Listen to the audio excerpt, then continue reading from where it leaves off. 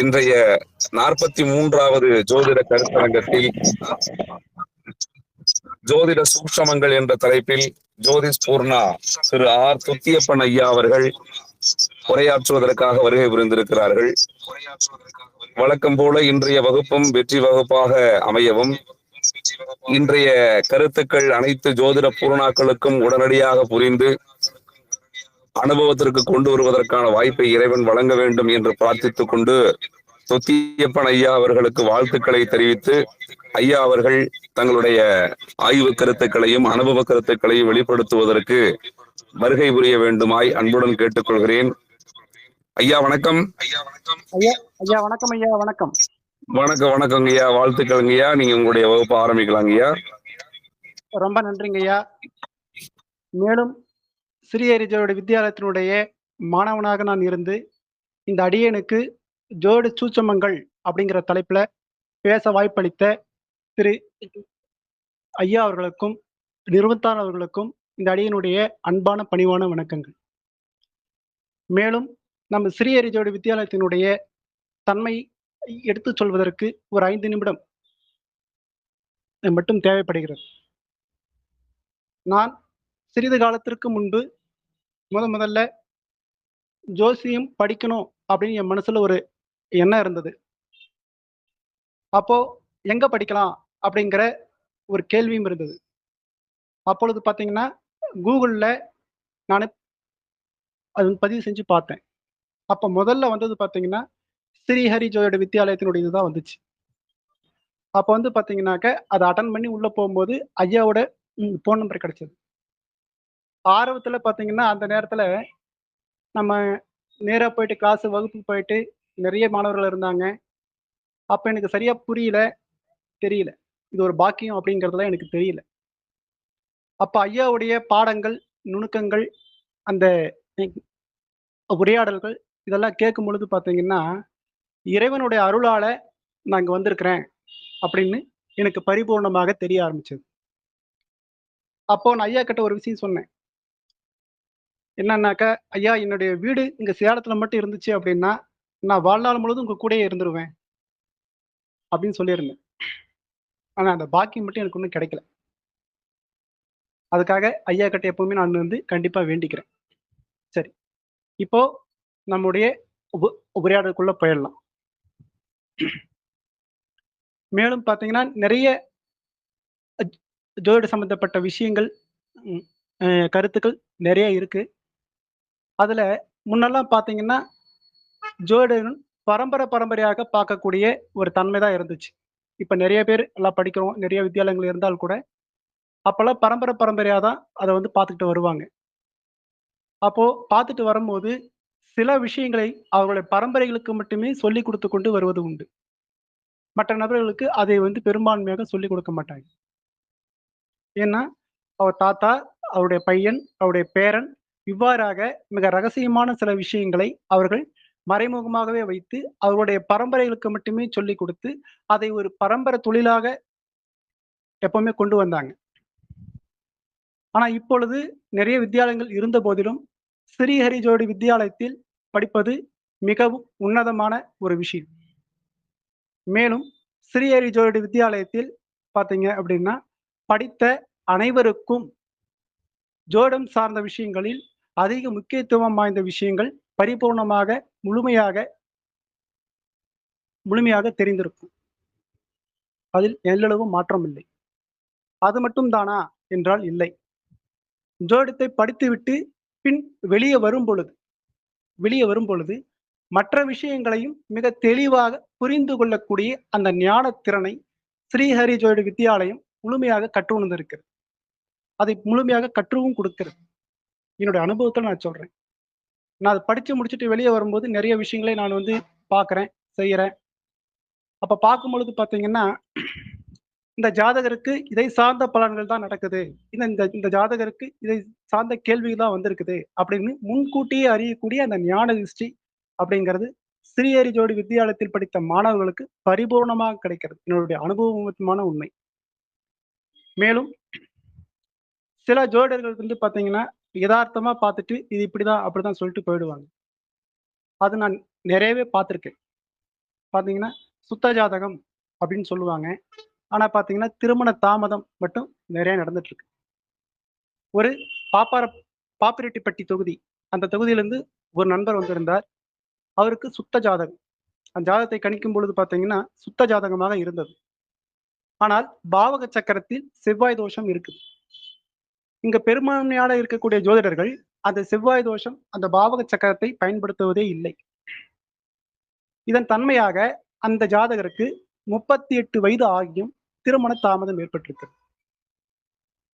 மற்ற ஜோதிடர்களும் சாதாரணமாக இருக்கக்கூடிய ஜோதிடர்களும் நிறைய ஜோதிடர்கள் போய் பார்த்துட்டு, இது வந்து சுத்த ஜாதகம், இது சுத்த ஜாதகம் அப்படின்னு சொல்லிட்டு நிறைய அப்படியே போயிடுறாங்க. ஆனா பாவக சக்கரத்தை பார்க்கும் பொழுதுதான் அது செவ்வாய் தோஷமா, இல்ல ராகுகேது தோஷமா, இல்ல வேற ஏதாவது தோஷங்கள் ரீதியாக பாதிக்கப்பட்டிருக்கிறதா, கிரகங்கள் பாவங்கள் மாறி இருக்கின்றனவா, இதை எல்லாமே பாவ சக்கரத்தை மிக துல்லியமாக பார்த்தீங்கன்னா குறிகாட்டியிருக்கு. அந்த நபர் ஒரு பேராசிரியரும் கூட. தன்னுடன் பணியாற்றியிருக்கக்கூடிய ஒரு ஆசிரியர் மீது காதல் ஏற்பட்டிருக்கிறது. அந்த பெண்ணும் அந்த நபரை மனப்பூர்வமாக பார்த்தீங்கன்னா காதலிச்சிருக்காங்க. சரி, ஜாதகம் பொருத்த வருகிறதா அப்படின்னு போய் பார்த்தால், அந்த பெண்ணுக்கு செவ்வாய் தோஷம் இருந்திருக்கிறது. ஆனால் இந்த ஜாதகருக்கு சுத்த ஜாதகம் அப்படின்னு சொல்லியிருக்காங்க. அந்த நபர் என்னிடம் வந்து அதை பார்த்து பொழுது, ஐயா, உங்களுக்கு ராசி சக்கரத்தில் செவ்வாய் தோஷம் இல்லை. ஆனால் பாவக சக்கரத்தை பார்க்கும் பொழுது செவ்வாய் பாவக மேற்கு மாறுதல் ஏற்பட்டு அது செவ்வாய் தோஷத்தை பார்த்தீங்கன்னா இருக்குது. இது சரியா கணிக்காமல் இது செவ்வாய் தோஷம், இதுக்கு இது பொருந்தாது அப்படின்னு சொல்லிட்டு அந்த ஜோடர் என்ன பண்ணியிருக்காருன்னா, அது வேண்டாம்னு சொல்லிட்டு இருக்கிறார். இப்ப பாருங்க, அவர் ரொம்ப ரொம்ப வருத்தப்பட்டார். ரொம்ப வருத்தப்பட்டார். 38 வயசாகி இன்னும் மேரேஜ் ஆகல. சரி, தானாக ஒரு பெண்ணு வந்துச்சு. அதையாவது நாம் திருமணம் செய்து கொண்டு நம்ம வாழ்க்கையை துவங்கலாம் அப்படிங்கிற பொழுது, இந்த ஜாதக ரீதியாக இந்த மாரி சில விஷயங்களை கவனிக்காமலேயே ம் போனதுனால மிக கடுமையாக அவர் வந்து பாதிக்கப்பட்டிருக்கிறார் என்பதுதான் உண்மை. ஏன்னா, ஜோடம் என்பது கற்றது கைமண் அளவு, கல்லாத உலகளவு அப்படிங்கிறது இந்த பழமொழி ஜோதிடத்திற்கு 100% பொருந்தும். அதை ஸ்ரீஹரி ஜோதி வித்தியாலயத்தில் படித்த மாணவர்கள் பரிபூர்ணமாக நிச்சயமாக பார்த்தீங்கன்னா, அனுபவ ரீதியாக நிறையவே பெற்றிருப்பார்கள். அதில் துளியளவும் ஐயமில்லை. அதே போல ஸ்ரீஹரி ஜோதி வித்தியாலயத்தில் படித்த மாணவர்களுக்கு சற்று கோபமும் வரும். ஏனென்றால் அவர்கள் முழுமையாக அந்த ஜாதகத்தை படித்திருக்கிறார்கள். ஜோதிட பாடல்களை மனப்பூர்வமாக படித்திருக்கிறார்கள். நான் வந்து ஐயா கிட்ட படிக்கும் பொழுதே, நான் ஒரு செவுத்தோரமா தான் உட்காந்துப்பேன். உட்காந்துக்கிட்டு எனக்கு ஒரு காது கேட்காது. ஒரு காது கேட்காது. செவுத்தோரமா உட்காந்துக்கிட்டு, இந்த இன்னொரு காது பக்கம் இப்டி ஒன் சைடு கை வச்சுக்கிட்டு தான் நான் பாடத்தை கவனிப்பேன். அங்க பாடத்த கவனிக்கும்போது, அதுல இருக்கக்கூடிய சூட்சுமங்கள், அதுல இருக்கக்கூடிய தன்மைகள மிக முக்கியமா புடிச்சுப்பேன். ஏன்னா, அதுதான் ரொம்ப முக்கியம் அப்படிங்கிறனால, அது ரொம்ப முக்கியமா நான் படிச்சுப்பேன். அப்போ பார்த்தீங்கன்னா, அந்த பாடமெல்லாம் முடிச்சுட்டு, அந்த கிளாஸ் எல்லாம் முடிச்சுட்டு நான் காது ஆப்பரேஷன் பண்ணேன். அப்பதான் வந்து ஐயாவுக்கே தெரியும். இவருக்கு கொஞ்சம் காது கேட்காது அப்படின்னு ஐயாவுக்கே தெரியும். சரிங்களா? அந்த அளவுக்கு நான் பாடங்கள், அந்த ஜோடி சார்ந்த விஷயங்கள், ஐயா சொல்லக்கூடிய அந்த கருத்துக்கள் எல்லாமே பார்த்தீங்கன்னா, நான் மனப்பூர்வமா ஏத்துக்கிறேன், பார்க்கிறேன். அப்ப ஏன் சிறியரில படித்த மாணவருக்கு மட்டும் கொஞ்சம் கோவம் வருது அப்படின்னா, என்ன காரணம்னா, அவங்க முழுமையாக படித்து இருக்கிறார்கள். அதனால மற்ற ஜோசியர்கள் சொல்லக்கூடிய சில தகவல்களை அவர்கள் முழுமையாக மறுக்கிறார்கள். நிறைய பாருங்க அனுபவத்துல பார்த்திருப்பீங்க. இந்த ஜோசியர் இப்படி சொன்னாருங்க. நீங்க என்னங்க தோஷமே இல்லன்னு சொல்றீங்க? அப்படின்னு சொல்லுவாங்க. இதுக்கு என்ன காரணம் அப்படின்னா, சார் இந்த மாரி நிறைய ஜாதகம் நான் பார்த்துட்டேன். நிறைய ஜோசியர்கள் நான் பார்த்துட்டேன். அவங்க ஏன் அப்படி சொல்றாங்க? அப்படி தெரியல. அவங்க முழுமையா அப்ப ஆய்வு செய்யல. ராசி சக்கரத்த பார்க்கணும், நவாம்ச சக்கரத்த பார்க்கணும், பாவக சக்கரத்த பார்க்கணும், சாரபலத்த பார்க்கணும். அதுக்கு மேல சர்வாங்க அஷ்டகத்த பார்க்கணும். இந்த பலன்கள்லாம் நடக்கணும்னா, தசாபுத்திய முழுமையாக கவனிக்கணும். அப்ப கவனிச்சாதான் இந்த ஜாதகருக்கு தற்பொழுது நடக்கக்கூடிய பலன் என்ன? அவர் கேட்டு வந்திருக்கக்கூடிய கேள்விக்கான காரணங்கள் என்ன? அதை நடக்கக்கூடிய சூழ்நிலை இந்த இந்த தசாபுத்தியில் இருக்கின்றனவா என்பதை நான் முழுமையாக ஆய்வு பண்ணி, நிரந்தர தீர்வாகவும் வந்திருக்கக்கூடிய நபர் முழு மனதுடன் அவர் முழு மனதோட ரொம்ப சந்தோஷமா போறார். அது இந்த ஸ்ரீஹரி ஜோதி வித்தியாலயத்துக்கு கிடைத்த மிக பெருமையான வெற்றி அப்படின்னு தான் நான் சொல்லுவேன். ஏன்னா என்னோட அனுபவத்துல நான் பார்த்த ஜாதகங்கள் எல்லாமே இதை சார்ந்த விஷயங்கள் தான் இருக்கு. சரி. இப்போ நம்ம ஒரு முக்கியமான விஷயத்துக்கு நம்ம வரலாம். இன்னைக்கு இருக்கக்கூடிய உரையாடலுக்கு நம்ம வரலாம். சரி. இப்ப நான் பேச போகக்கூடியது என்ன அப்படின்னா, முடக்கு ராசி. அத பத்தி நான் பேசப் போறேன். முடக்கு ராசி அப்படின்னு பார்த்தீங்கன்னா, சூரியன் என்ற நட்சத்திரத்தில் இருந்து மூல நட்சத்திரம் வரை எண்ணி வந்த தொகையை, பூராட நட்சத்திரத்தில இருந்து அந்த தொகையை எந்த நட்சத்திரத்தில் முடிகிறதோ, அந்த ராசியே பெரும்பான்மையாக முடக்கு ராசி என்று நம்ம சொல்றோம். இது அனைத்து ஜோதிடருக்கும் நிச்சயமாக தெரிந்திருக்கும். ஆனால் பெரும்பான்மையாக அதை ஜோதிடத்தில் இவர்கள் பயன்படுத்துவது இல்லை. ஏனென்றால், அந்த முடக்கு ராசி தெரியாதனால என்ன பண்றாங்க அப்படின்னா, அது தெரிந்து கொள்ளாமலேயே அந்த பலனை சொல்லிடுறாங்க. சொல்லிட்டு ஒரு 6 மாதமோ, 1 வருட காலமோ கழித்து மீண்டும் அதே நபர் அதே ஜாதகத்த பார்ப்பதற்காக வருகிறார். நான் ஒரு 6 மாசத்துக்கு முன்ன வந்தேன் சார். வந்துட்டு உங்ககிட்ட நான் வந்து பார்த்தீங்கன்னா, ஜாதகம் பார்த்தேன். ஆனா நீங்க சொன்ன பலன் நடக்கல. அதனால வந்து பார்த்தீங்கன்னா, சரியா பலன் நடக்கல அப்படிங்கிறபோது, நம்முடைய மனசுக்கு பார்த்தீங்கன்னா, வருத்தம் ஏற்படுது. அப்பதான் ஏன் நடக்கல? எதனால நடக்கல? அப்படின்னு ஆய்வு பண்ணும் பொழுது, இந்த முடக்கு ராசி அப்படிங்கிற அந்த கான்செப்ட் நமக்கு தெரிய வரும். இந்த கான்செப்ட் தெரிஞ்சுக்கிட்டா மட்டும் தான், அதை பற்றி நாம தெரிந்து கொள்ள முடியும். அதற்கான ஜாதகங்களுக்கான பலன்களை எடுத்துரைக்க முடியும். உதாரணமாக, லக்னத்துக்கு 7ஆம் பாவகம் முடக்கு ராசியா வந்திருக்கு அப்படின்னு பார்த்தீங்கன்னா இருக்கு அப்படின்னா, அந்த ஜாதகருக்கு திருமண தாமதம் ஏற்படுறது மட்டும் இல்லாம, கூட்டு தொழில் பெரும்பான்மையாக சிறப்பை தராது. கூடியிருக்கக்கூடிய நண்பர்கள் அவர்களுக்கு பெரும்பான்மையாக உதவ மாட்டார்கள். சமுதாயம் சார்ந்த விஷயங்களில் பார்த்தீங்கன்னா, அவருக்கு பேரு, புகழ் கிடைக்காது. அப்போ இத நம்ப கவனிச்சு பார்க்கக்கூடிய விஷயம் இல்லையா? அப்போ ஒரு ராசி முடங்கி போச்சு அப்படின்னா, அந்த முடக்கு ராசிக்கான தீர்வுகளையும், அதற்கான காரகத்துவங்களையும் நாம் எடுத்து சொல்லணும். அப்பதான் வந்திருக்கக்கூடிய நபர் திருப்தியோடும் நல்ல பலனையும் அனுபவிப்பார். சரி. இப்ப அந்த முடக்கு ராசி சுக்கிரனா இருக்கு அப்படின்னா, சுக்கிரன் களத்திரக்காரகன். அந்த பாவகம் அ 7ஆம் பாவகம் பெரும்பான்மையாக ம் முடக்கு ராசியா வந்துருச்சு. அப்ப அவருக்கு முக்கியத்துவம் குடுத்து பார்க்கணும். சார், நீங்க வந்து காலதாமதம் பண்ணாதீங்க. திருமணத்துக்கான முக்கியத்துவம் குடுங்க. நீங்க வேலை, இல்ல குடும்ப சூழ்நிலை இதை காரணமாக நீங்க என்ன பண்றீங்க? திருமணத்த தள்ளி வைக்கிறீங்க. உங்க ஜாதகத்துல 7ஆம் பாவகம் முடங்கி போச்சு. 7ஆம் பாவத்துல சுக்கிரன் இருக்கிறாரு. இது பார்த்தீங்கன்னா, காரகோ பாவக நாஸ்தி அந்த தன்மையில இருக்குது. இதனால என்ன பண்றீங்கன்னா, உங்களுக்கு அது தெரியாதனால சாதாரணமா பார்த்துட்டு, இல்லப்பா இந்த குறிப்பிட்ட நாள்ல இந்த இந்த கல்யாணம் நடந்துரும். இந்த குறிப்பிட்ட நாள்ல இந்த கூட்டு தொழில் நீங்க செய்வீங்க. இதை சார்ந்த காரகத்துவங்கள் நாம சொல்லிர்றோம். நிறைய ஜோடர்கள் அவ்வாறு செய்றாங்க. அது மூலியமா சில பாதிப்புகளை அந்த ஜாதகர் அடைகிறார். அதனால தான் பார்த்தீங்கன்னா, சூரியன் என்ற நட்சத்திரத்தில் முதல் எண்ணி, மூல நட்சத்திரம் வரை எண்ணி, அந்த தொகையை போராட நட்சத்திரத்திலிருந்து எந்த நட்சத்திரத்தில் முடிகிறதோ, அந்த நட்சத்திர வீடே அந்த ராசியை முடக்கு ராசி அப்படின்னு சொல்றாங்க. சரிங்களா? அப்போ இந்த தன்மையை நம்ம ஜோதிடத்துல பயன்படுத்தணும் அப்படின்னு சொல்றேன். சரிங்களா? சரி. இப்ப நம்ம அடுத்து பார்க்கக்கூடியது என்ன அப்படின்னா, முதிர்க்கன்னி தோஷம். இப்ப பொதுவா பார்த்தீங்கன்னா, ராகு, கேது, சனி, செவ்வாய், விஷகன்னிகா தோஷம், இப்படி பல தோஷங்கள் இருந்த போதிலும், இந்த முதிர்க்கன்னி தோஷம் அப்படிங்கிற ஒரு தோஷம் இருக்கு. அது நிறைய ஜோதிடருக்கு நிச்சயமா தெரிந்திருக்க வாய்ப்பு மிக மிக மிக குறைவுதான். ஏனென்றால், பெரும்பான்மையாக மேலோட்டமாக இந்த ராகு, கேது தோஷம் இருக்கு. இதனால வந்து திருமணம் தாமதம் ஏற்படுது. இல்ல செவ்வாய் தோஷம் இருக்கு. இதனால வந்து பார்த்தீங்கன்னா, திருமணம் தாமதம் ஏற்படுது. இல்ல அது வந்து பார்த்தீங்கன்னா, கலத்திர தோஷம் இருக்கு. அதனால பார்த்தீங்கன்னா, திருமணம் தாமதம் ஏற்படுது. அப்படின்னு நம்ம சொல்லிர்றோம். அதனால மட்டும் திருமணம் தாமதம் ஏற்படுகிறதா என்று கேட்டால், மேலும் அதை தாண்டி வேறு ஏதேனும் பாதிப்பு இருக்கிறதா அப்படிங்கிறத பார்க்கிறது தான் இந்த முதிர்க்கன்னி தோஷம் அப்படிங்கிற தோஷத்த இருக்கு. சரி. அதுக்கான காரணங்கள் என்னென்ன அப்படின்னு பார்த்தீங்கன்னா, முதிர் அப்படின்னு சொன்னா வயதானவர் அப்படின்னு அர்த்தம். சரி. ஜாதகத்துல எந்த கோள் வயதானவரை குறிக்கிறது அப்படின்னு பார்த்தீங்கன்னா, சனி. அவர்தான் வயதானவர், நோயாளி மற்றும் ஊனமுற்றோர். இந்த காரகத்துவங்களை பெரும்பான்மையாக சொல்லக்கூடிய கிரகம் சனிதான். சரிங்களா?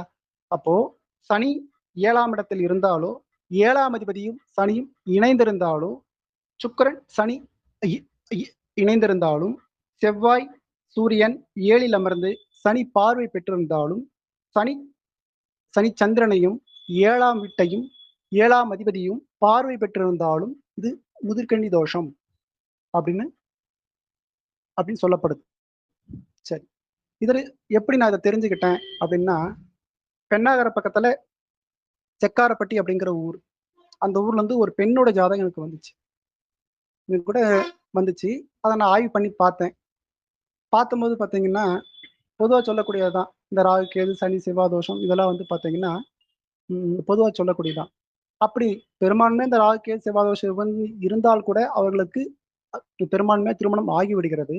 ஆனால் இந்த தோஷங்கள் இருந்தாலும் இருந்தாலும் ஏன் இந்த ஜாதகத்துக்கு மட்டும் 38 வயது ஆகியும், அந்த பெண்ணுக்கு 38 வயசு ஆகியும் திருமணம் நடைபெறாமல் காலதாமதம் ஆகுது அப்படின்னு ஆய்வு பண்ணேன். ஆய்வு பண்ணும்போது அப்பதான் இந்த சூட்சமம் எனக்கு தெரிய வந்துச்சு. அப்ப தெரிஞ்சும்போது அவர்கிட்ட சொன்னேன். ஐயா, இந்த ஜாதகம் முதிர்கன்னி தோஷத்தால் பாதிக்கப்பட்டிருக்கிறது. வயோதிகம் ஏற்பட்டு திருமணமாகக்கூடிய நிலை. இது முன்கூட்டியே நீங்கள் அறிந்திருந்தால் அதற்கு முக்கியத்துவம் கொடுத்து முன்கூட்டியே நீங்க அதுக்கான திருமணத்துக்கான சம்பந்தப்பட்ட விஷயங்களை நீங்க முக்கியத்துவம் கொடுத்திருப்பீர்கள். ஆனால் சில ஜோதிடர்கள் இதை சொல்லாமலோ அல்லது அதை பற்றி தெரிந்து கொள்ளாமல் இருக்கிறதுக்கான முக்கிய காரணத்தினால் இது வந்து இது வந்து தெரிந்திருக்க வாய்ப்பு இல்லை. ஆக இது நீங்க முன்கூட்டியே தெரிந்திருக்க வேண்டும் அப்படின்னு சொல்லும்போது, அந்த நபர் என்னிடம் சொன்னது என்னன்னா, சார் எத்தனையோ ஜோசியம் பார்த்தேன். பார்த்தம்போது இதெல்லாம் அவங்க வந்து சொல்லவே இல்ல சார். இப்படி ஒரு தோஷம் இருக்கிறத நான் இப்பதான் சார் கேள்விப்படுறேன். வயோதிக காலத்தில் தான் திருமணம் நடக்கும். அல்லது 2ஆம் தாரமாக தான் அமையும். அப்படின்னு நீங்க தான் சார் துல்லியமா அத வந்து இது பண்ணி காட்டுறீங்க. அப்படின்னு சொன்னாரு. அப்போ நான் சிறியர் எழுத்தாளர் படிச்சது வந்து பார்த்தீங்கன்னா, நான் ரொம்ப பெருமையா நினைப்பேன். நான் வந்து பெருமையா நினைக்கிறேன். இது முதிர்கன்னி தோஷத்துக்கான காரணங்கள். 7ஆம் அதிபதி பார்த்தீங்கன்னா, சனி இணைவு, சுக்கிரன், சனி இணைவு, செவ்வாய், சூரியன் 7ல் அமர்ந்து பார்த்தீங்கன்னா, சனியோட பார்வை, சனி சந்திரனையும் 7ஆம் இடத்தையும் சுக்கிரனையும் பார்வை பெறும் பொழுது, ஒரு இடத்துல சனி அமர்ந்து 7ஆம் வீட்டையும் பார்க்குறாரு. 3ஆம் பார்வையாக சுக்கிரன பார்ப்பாரு. சரிங்களா? 10ஆம் பார்வையாக சந்திரன பார்ப்பார். அப்போ சந்திரன் வந்து பார்த்தீங்கன்னா, உடல் காரகர். சுக்கிரன் பார்த்தீங்கன்னா, திருமணக்காரகர். 7ஆம் பாவகம் பார்த்தீங்கன்னா, திருமண ஸ்தானம். அப்போ இந்த பார்வை பெறும் பொழுது, அது கடுமையான முதிர்கன்னி தோஷத்தை இது குடுக்கிறது. அப்ப அது ஒரு 22 வயசு ஒரு பொண்ணுக்கு நம்ம வந்து திருமண பொருத்தம் பார்க்கும்பொழுது, இத கவனிச்சுட்டோம் அப்படின்னா, இந்த மாரி இருக்குது சார். நீங்க இன்னும் கொஞ்சம் முக்கியத்துவம் குடுத்து பாருங்க. நீங்க வரக்கூடிய வரன்களா ஏதோ ஒரு காரணத்தால நீங்க தட்டி கழிச்சுட்டு இருந்தீங்க அப்படின்னா, உங்க பொண்ணுக்கு முதிர்கன்னி தோஷத்தின் காரணமாக திருமணம் நடைபெறாமல் மிகவும் காலதாமதம் ஏற்பட்டு, வயோதிக காலத்தில் திருமணம் நடப்பதற்கான வாய்ப்புகள் இருக்கு. அதனால புத்திர பாக்கியம், சோ அதுக்கு மேல இருக்கக்கூடிய சுகபோகங்கள், இது எல்லாமே பெரும்பான்மையாக பாதிப்பு இருக்குது. அதனால இதுக்கு ரொம்ப முக்கியத்துவம் குடுத்து நீங்க பார்க்கணும். அப்படின்னு நம்ம முன்னாடி இருக்கக்கூடிய அந்த அந்த ஜாதகர்கிட்ட நம்ம சொல்லுவோம். சரிங்களா? இதுதான் வந்து பார்த்தீங்கன்னா, அ முதிர்கன்னி தோஷம். அதுக்கான விளக்கம். சரி. அடுத்து வந்து பார்த்தீங்கன்னா, கண்டாந்த நட்சத்திரம். கண்டாந்த நட்சத்திரம். அதையும் நிறைய ஜோதிடர்கள் பார்ப்பதில்ல. சரிங்களா? ஏன்னா, நிறைய பேருக்கு தெரிந்திருக்கும், நிறைய பேருக்கு தெரியாமலும் இருக்கும். பாரம்பரியமாக பார்க்கக்கூடிய ஜோதிடர்கள், அவருடைய பிள்ளைக்கு மட்டுமே பெரும்பான்மையாக அது வந்து பார்த்தீங்கன்னா, கத்துக் குடுத்துட்டு போயிடுறாங்க. அதனால தான் இந்த விஷயத்தையும் இத நான் இதில நான் பதிவு பண்றேன். சரி. கண்டாந்த நட்சத்திரம் அப்படின்னா என்ன? அஸ்வினி 1ஆம் பாதம், ஆயில்யம் 4ஆம் பாதம், மகம் 1ஆம் பாதம், கேட்டை 4ஆம் பாதம், மூலம் 1ஆம் பாதம், ரேவதி 4ஆம் பாதம். இவைதான் கண்டாந்த நட்சத்திரங்கள் அப்படின்னு ஜோதிட சாஸ்திரத்துல பார்த்தீங்கன்னா சொல்லப்பட்டிருக்கு. சரி. இப்போ இந்த கிரகங்கள் அந்த நட்சத்திர சாரத்தில் அமர்ந்து தசை நடத்தும் பொழுது, இவர் முப்பிறவியில் செய்த கர்ம வினையின் அடிப்படையில் அந்த கண்டாந்த நட்சத்திரங்களில் அமர்ந்த கிரகங்கள் சில பாதிப்புகளை கொடுக்கும். அதுல சில கிரகங்கள் வந்து பார்த்தீங்கன்னா, சுக்கிரன், செவ்வாய், குரு, சூரியன் இந்த கிரக காரகத்துவங்க அடிப்படையில தான் இந்த பாதிப்பு நிறையவே கொடுக்கும். இப்ப 7ஆம் அதிபதி போய் கண்டாந்த நட்சத்திரத்தில் அமர்ந்திருக்கிறார். இல்ல குரு போயிட்டு கண்டாந்த நட்சத்திரத்துல அமர்ந்திருக்கிறார் அப்படின்னு வச்சுக்குவோம். இப்ப 7ஆம் அதிபதி போய் கண்டாந்த நட்சத்திரத்தில் இருக்கிறார் அப்படின்னா, அந்த தோஷத்தின் தாக்கத்தினால் ஏற்படக்கூடிய சில பலன்கள் அந்த ஜாதகருக்கு திருமணம் நடக்காமலோ, அல்லது காலதாமதம் ஏற்பட்டோ இருக்கும். சரிங்களா? சரி. அஸ்வினி 1ஆம் பாதம் பார்த்தீங்கன்னா, தேவர் சாபம் பெற்றவர். அஸ்வினி 1ஆம் பாதம் சரிங்களா? தேவருடைய சாபத்தை பெற்றவர். அப்போ சுக்கிரன் அந்த பாவத்தில் அமர்ந்து தசை நடத்தும் பொழுது அல்லது திருமணம் சார்ந்த விஷயத்தில் இருக்கும் பொழுதும் அந்த ஜாதகருக்கு திருமண தடை தாமதங்களை ஏற்படுத்தும்.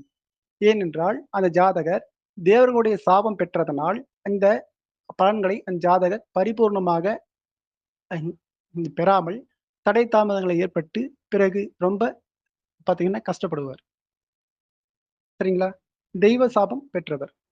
அஸ்வினி 1ஆம் பாதம் தெய்வ சாபம், தேவர் சாபம் பார்த்தீங்கன்னா பெற்றவர். சரி. இதுக்கு பார்த்தீங்கன்னாக்க அடுத்து ஆயில்யம் 4ஆம் பாதம். ஒரு கிரகம் ஆயில்ய நட்சத்திரம் 4ஆம் பாதத்தில் அமர்ந்து தசை நடத்தினாலோ அல்லது சுக்கிரனோ இல்ல செவ்வாயோ குருவோ இந்த கிரக காரகத்துவங்கள் இருக்கு இல்லையா, அதை சார்ந்த விஷயங்கள் இருக்கு இல்லையா, அப்போ அங்க இருந்து நடத்தும் பொழுது பார்த்தீங்கன்னா விதவையின் சாபம் பெற்றவர். விதவையின் சாபம் பெற்றவர். அப்போ குரு அந்த ஆயில்ய நட்சத்திரம் 4ஆம் பாதத்தில் இருந்து தசை நடத்துகிறார் அப்படின்னா குருவுடைய காரகத்துவங்களான செல்வம், பேரு, புகழ், அந்தஸ்து, குழந்தை, புத்திர பாக்கியத்திற்கான தடை தாமதங்கள் ஏற்படுத்துறது, கல்வி, உயர்கல்வி சார்ந்த விஷயங்களில் அல்லது ஆசிரியர் துறைக்கு அவர் முயற்சி பண்ணிட்டு இருப்பாரு. அது வந்து கிடைக்காம போகும். இல்லைன்னா பேங்க்ல வேலை செய்யலாம் அப்படின்னு சொல்லி பார்த்தீங்கன்னா முயற்சி பண்ணுவாரு. அதுக்கான தடை தாமதங்களை அது கொடுத்துரும். ஏன் அப்படின்னா விதவையின் சாபம் பெற்றது. ஒரு கன்னி பெண்ணோட ஒரு விதவையினோட சாபத்தை பெற்றிருப்பாரு. இல்லைன்னா பார்த்தீங்கன்னா கணவன் இழந்த ஒரு பெண்ணை இந்த இந்த ஜாதகர் திட்டியோ அல்லது சபித்தோ அல்லது ஏதாவது ஒரு வகையில் துன்புறுத்தியோ பண்ணியிருப்பாரு. அதன் அடிப்படையின் காரணமாக அந்த சாபத்தின் தாக்கத்தினால் இந்த பிறவியில் அந்த ஜாதகர் இது சார்ந்த விஷயங்களில் அனுபவிக்கிறார். அப்போ இது தெரிஞ்சுக்கிட்டோம் அப்படின்னா அந்த இடத்துல சார் இந்த மாதிரி ஒரு தோஷம் உங்களுக்கு இருக்கு. இதை சார்ந்த பரிகாரங்களை நீங்க செஞ்சீங்க அப்படின்னா நீங்க உங்களுக்கு பரிபூர்ணமான பலன்கள் இருக்கிறதுக்கான வாய்ப்புகள் உண்டு அப்படின்னு நம்ம சொல்றோம். சரி. அதுக்கு காஞ்சிபுரத்தில் உள்ள வரதராஜ பெருமாள் ஆலயம் சென்று வேகாவதி என்ற ஆற்றில் குளித்து ஆலய வழிபாடு செய்ய அந்த தோஷம் நீங்கும். அதுக்கான பரிகாரம் பார்த்தீங்கன்னா காஞ்சிபுரத்தில் உள்ள வரதராஜ பெருமாள் ஆலயத்துக்கு சென்று வேகாவதி என்ற ஆற்றில் குளித்து பின் ஆலய வழிபாடு செய்ய தோஷம் நீங்கும். சரிங்களா? சரி. அடுத்து இந்த பார்த்தீங்கன்னாக்க மக நட்சத்திரம் 1ஆம் பாதம். இந்த மக நட்சத்திரம் 1ஆம் பாதத்தில் இருக்கக்கூடிய ஒரு கோள் பித்ரு சாபத்தை பெற்றவர். லக்னாதிபதியே மக நட்சத்திரத்துல இருக்கிறார் அப்படின்னா அந்த ஜாதகர் பித்ரு சாபத்தை பெற்றவர். லக்னாதிபதி இருக்கலாம், இல்ல சுக்கிரன் இருக்கலாம், இல்ல குரு இருக்கலாம். ஏதாவது ஒரு கோள் அங்க இருக்குது அப்படின்னா அந்த கோளுடைய காரகத்துவத்தின் அடிப்படையில் பித்ருவின் சாபத்தை பெற்று அந்த ஜாதகருக்கான பலன்கள் பெரும்பான்மை நடக்கிறது இல்லை. பித்ருனா நம்ம முன்னோர்கள் நம்ம சொல்றோம் இல்லையா? சரி. குருவே அந்த நட்சத்திரத்துல அமர்ந்து இருக்கிறார். அப்போ நம்ம பிள்ளைக்கு பித்ரு தோஷம் இருக்கிறது. இல்ல லக்னாதிபதியே அந்த நட்சத்திரத்துல இருக்காரு. அப்போ இந்த ஜாதகருக்கு பித்ரு தோஷம் இருக்கிறது. இல்ல சுக்கிரன் அந்த ஜாதகத்துல இருக்கிறார் அப்படின்னா உங்களுடைய மனைவிக்கு பித்ரு தோஷம் இருக்கிறது. அதனால் உங்களுக்கு பெரும்பான்மையாக சுப பலன் நடக்கிறதுக்கான வாய்ப்புகள் இல்ல அப்படின்னு சொல்றாங்க. சரிங்களா? சரி. இது முன்னோர்களுக்கு செய்யக்கூடிய கடமைகளை சரியாம செய்யாம போறது. என்னோட தாத்தா, இந்த அப்பா எனக்கு எதுவுமே சேர்த்து வைக்கல. என்ன வந்து பிரிச்சு வச்சுட்டாங்க. எனக்கு அந்த உண்டான பலன்கள எனக்கு செய்யல. என்ன படிக்க வைக்கல. எனக்கு சொத்து பத்து வந்து சேர்த்து வைக்கல. அப்படின்னு சொல்லிட்டு அவங்கள திட்டுறது, பேசுறது, இல்ல வருடாந்திரத்தில் செய்யக்கூடிய அந்த கர்ம காரியங்களை சரியாமல் செய்யாம போறது. இதனால ஏற்படக்கூடிய பித்ரு தோஷம் தன்னுடைய பிள்ளைகளுக்கு அது மாறி பார்த்தீங்கன்னா பிரதிபலிக்கும். இன்னைக்கு நாம செய்யக்கூடிய விஷயங்கள் அடுத்து நம்முடைய பிள்ளைகளுடைய ஜாதகத்தில் அப்படியே பிரதிபலிக்குது. இதுதான் பித்ரு தோஷம். அதை சார்ந்த விஷயங்கள் இதெல்லாம் பார்த்தீங்கன்னா பாதிப்பு இருக்குது. சரி. அடுத்து கேட்டை 4ஆம் பாதம். சரி. அந்த பித்ரு தோஷத்துக்கான பரிகார கோவில் அது சொல்லிடுறேன். திண்டுக்கல் வழி போனீங்கன்னா தவசிமடை வரதராஜ பெருமாள் ஆலயம் சென்று வழிபாடு செய்ய தோஷம் நிவர்த்தியாகும். மீண்டும் சொல்றேன். திண்டுக்கல் வழி தவசிமடை வரதராஜ பெருமாள் ஆலயம் சென்று வழிபாடு செய்ய பித்ரு தோஷத்திற்கான அந்த தோஷம் நீங்கும் அப்படின்னு சொல்லியிருக்காங்க. சரி. அடுத்து கேட்டை 4ஆம் பாதம். சரி. இதில் ஒரு கோள் நிக்குது. சுக்கிரனோ, குருவோ, செவ்வாய், சனியோ நிக்குது. ஏதாவது ஒரு கோள் நிக்குது. சரிங்களா? அப்ப நிக்கும்போது அது எந்த சாபத்தை குறிகாட்டுகிறது அப்படின்னா, கர்ப்பிணி பெண்ணினுடைய சாபத்தை அது குறிகாட்டுகிறது. சரிங்களா? கர்ப்பிணி பெண்ணின் முன்ஜென்ம சாபமாகும். நாம் முன்னோர்களில் கர்ப்பிணி பெண்களுக்கு ஏதேனும் துன்பம் நமக்கு வந்து குடுத்துருக்கலாம். அதனால அந்த பெண் வருந்தி பார்த்தீங்கன்னா, சாபம் விட்டிருப்பாங்க. இதன் காரணமாக இந்த அதிகப்படியாக குழந்தைகளுக்கு அல்லது நம்முடைய மனைவி பார்த்தீங்கன்னா, கர்ப்பமா இருக்கக்கூடிய அந்த காலகட்டங்கள்ல, அந்த கரு வந்து பார்த்தீங்கன்னா கலைஞ்சு போகும். அது நெறைய இடங்கள்ல பார்க்க முடியும். "இல்ல சார் 3 டைம், 4 டைம் வந்து என்னுடைய மனைவி வந்து பார்த்தீங்கன்னா, கன்சீவ் ஆனாங்க. ஆனா குழந்தை பாக்கியம் எங்களுக்கு கிடைக்கல. அது வந்து பார்த்தீங்கன்னா, அபார்ஷன் ஆயிடுச்சு." அப்படின்னு ரொம்ப வருத்தப்படுவாங்க. அப்ப வந்து பார்த்தீங்கன்னாக்க, கேட்டை 4ஆம் பாதம். அந்த பாவத்தில் குரு நின்றிருந்தால், அப்ப புத்திர தோஷத்தை குடுக்குது. சுக்கிரன் நின்றிருந்தால், கர்ப்பப்பை சார்ந்த பிரச்சனைகளை குடுக்குது. சரிங்களா? அப்ப செவ்வாய் நின்றிருந்தால், ஆணினுடைய ஆண் தன்மை, அதை சார்ந்த பிரச்சனையை அது கொடுத்து, அந்த ஜாதகருக்கு புத்திரம் சார்ந்த பிரச்சனைகளை கொடுத்து, பெரும் பாதிப்பை அது குடுக்கிறது. சரி. இதற்கு பரிகாரம் எங்க அப்படின்னு கேட்டீங்கன்னா, ஏரி காத்த அம்மன், ராமன், லட்சுமண், சீதையினுடைய இணைந்து உள்ள ஆலயம் சென்று தரிசனம் செய்ய இந்த தோஷம் பெரும்பான்மையாக நிவர்த்தி ஆகும். சரிங்களா? சரி. அடுத்து வந்து பார்த்தீங்கன்னா, மூல நட்சத்திரம் 1ஆம் பாதம். அதில் ஒரு கோள் நின்றால் குருவினுடைய சாபத்தை பெற்றது. ஏன்னா, மூல நட்சத்திரம் அப்படிங்கிறது தனுசு ராசி. தனுசுக்கு அதிபதி குரு இல்லையா? சரி. இது வந்து பார்த்தீங்கன்னாக்க, உபய ராசி. மேலும் நெருப்பு ராசி அப்படின்னு நம்ம பார்ப்போம். சரி. இந்த நெருப்பு எங்க இருக்கு? உபயம் பிளஸ் நெருப்பு. இது எங்க இருக்கு அப்படின்னா, கோவில் இருக்கக்கூடிய தீபம். கோயில்ல இருக்கக்கூடிய தீபம். சரிங்களா?